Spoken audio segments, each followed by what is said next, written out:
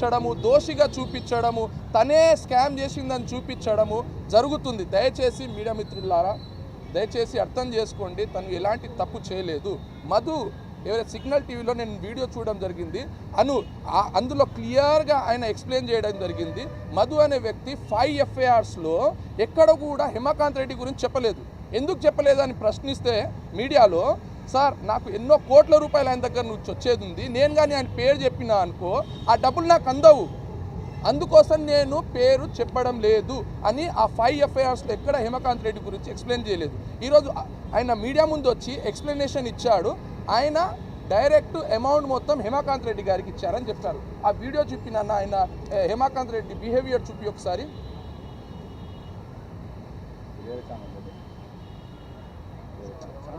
ఇది కాదు, ఛానల్ కాదు, ఆ వీడియో ఆయన మీడియా ముందు వచ్చాడు. వీడియో అది ఒక కార్లో నడిపించుకుంటా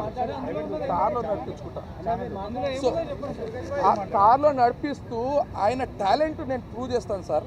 ఆయన చూడండి, మీరే చూడండి, ఆయన సౌండ్ కావాలి.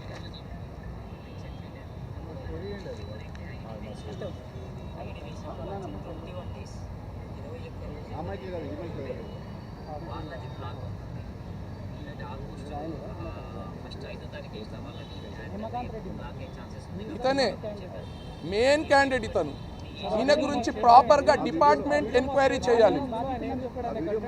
ఎస్, నేను తప్పకుండా ఈ వీడియో మీకు షేర్ చేస్తాను సార్. వన్ మోర్ థింగ్, ఇతను అంత డైవర్ట్ చేస్తున్నాడు సార్.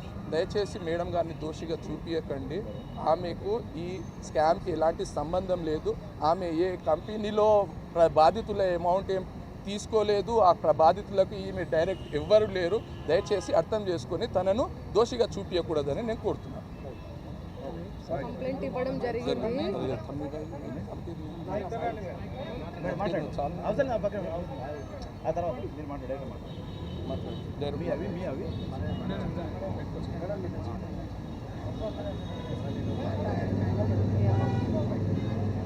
మీడియా మిత్రులందరికీ నమస్కారం.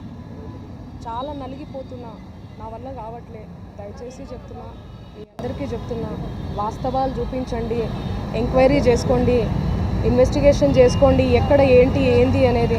నాకు పాటలు తప్ప, పాటల ప్రపంచం తప్ప నాకు ఏమీ తెలీదు. ప్రజలారా ఎవ్వరు కూడా నమ్మకండి దయచేసి. మీడియా మిత్రులారా, మీరు పెట్టేదానికి కింద కామెంట్లు చూసి కుమిలిపోతున్నా, నా వల్ల కావట్లేదు అసలు. దయచేసి చెప్తున్నా, నేను తప్పు చేస్తే మళ్ళీ చెప్తున్నా, నన్ను ఎక్కడికైనా పిలవండి, నేను ఎక్కడికైనా రానికి సిద్ధం. ఏ పోలీస్ స్టేషన్ గడప తొక్కనికైనా సిద్ధం, జైలుకి పోవడానికి కూడా సిద్ధం. నాకు అసలు ఆ బాధితుల్ని చూస్తుంటే ప్రాణం పోతే చాలా బాధ అనిపిస్తుంది. వాళ్ళు నా మీద అనిపిస్తున్నా కూడా మంగ్లీ అని చెప్పి, ఏమీ లేని మంగ్లీ, అక్కడ అసలు మంగ్లీకి సంబంధమే లేదు.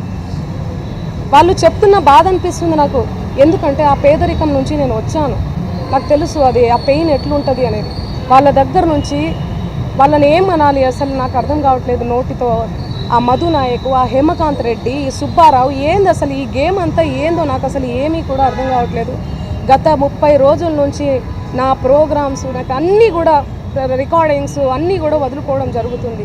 నాకు అసలు దయచేసి చెప్తున్నా, చేతులు జోడించి చెప్తున్నా, నా తప్పు ఉంటే నన్ను ఏ శిక్ష విధించినా కూడా నేను పడడానికి నేను రెడీ.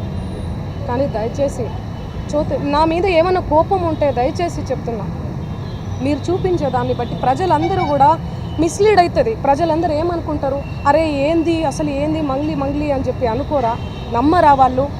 డౌట్ వస్తుంది కదా. ఎంత ప్రేమించే నన్ను, ఎంత ప్రేమించే నా పాటలను హేట్ చేస్తున్నారు.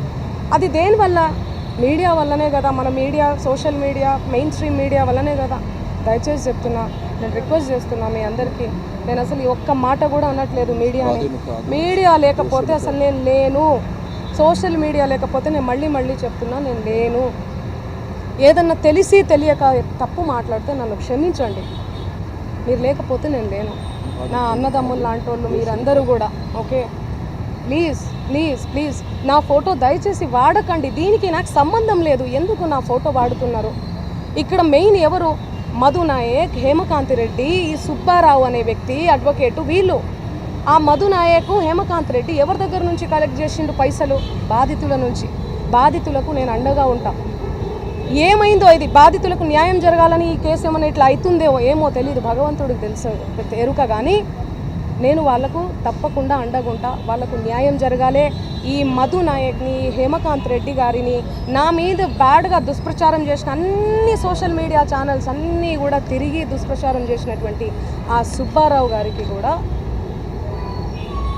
చేతులెత్తి దండం పెడుతున్నా. వాళ్ళని కఠినంగా శిక్షించాలి అని చెప్పి పోలీస్ శాఖను నేను కోరుతున్నా. ఇన్వెస్టిగేషన్ చేయాలి, ఫెయిర్ ఇన్వెస్టిగేషన్ చేయాలి.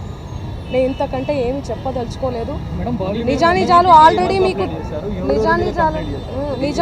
ఆల్రెడీ మీకు తెలిసింది.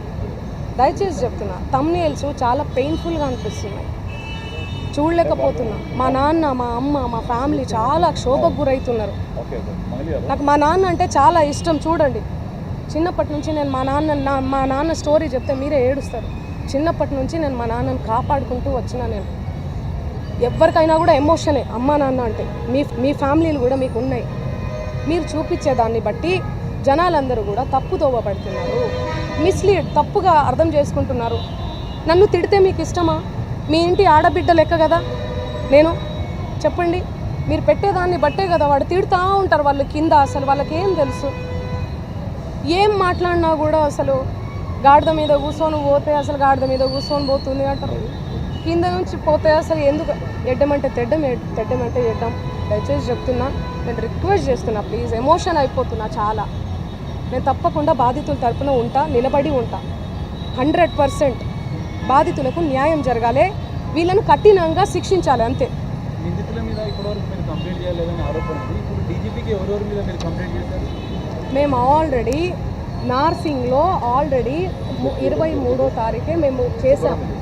సుబ్బారావు గారి మీద చేశాము, అండ్ వీళ్ళ మీద కూడా చేశాము. ఎవరైతే వినండి, ఎవరైతే నా పేరు చెప్పుకొని పైసలు వసూలు చేసిర్రో వాళ్ళ మీద, మధు నాయక్ మీద, హేమకాంత్ రెడ్డి మీద, సుబ్బారావు గారి మీద, అందరి మీద వేసామండి మేము, అందరి మీద. దానికి సాక్ష్యం మేఘరాజు. చూడండి, ఈయననే ఇచ్చి వచ్చాడు కూడా, కంప్లైంట్ ఇచ్చి వచ్చాడు కూడా. దయచేసి చెప్తున్నా, వినండి. ఈరోజు అయితే చెప్పండి. డీజీపీ గారికి, హేమకాంత్ రెడ్డి గారికి, డీజీపీ గారు, అడిషనల్ డీజీపీ గారు రమావత్ మధు, చూడండి, రమావత్ మధు అండ్ సుబ్బు సిగపోగు అండ్ హేమకాంత్ రెడ్డి, ముగ్గురు మీద ఫెయిర్ ఇన్వెస్టిగేషన్ కోసం నిజానిజాలు తేలాలే. పాపం ఆ బాధితుల పైసలు తీసుకొని ఏడబెట్టిర్రో కూడా వీళ్ళు తెలియదు. సో అందుకని మేము ఇచ్చాము. బినామీ అకౌంట్లు ఓపెన్ అవ్వాలి. థ్యాంక్ యూ సో మచ్, అందరికీ థ్యాంక్ యూ సో మచ్. నేను మళ్ళీ నా పాటతో వస్తాను, ఓకేనా? Thank you.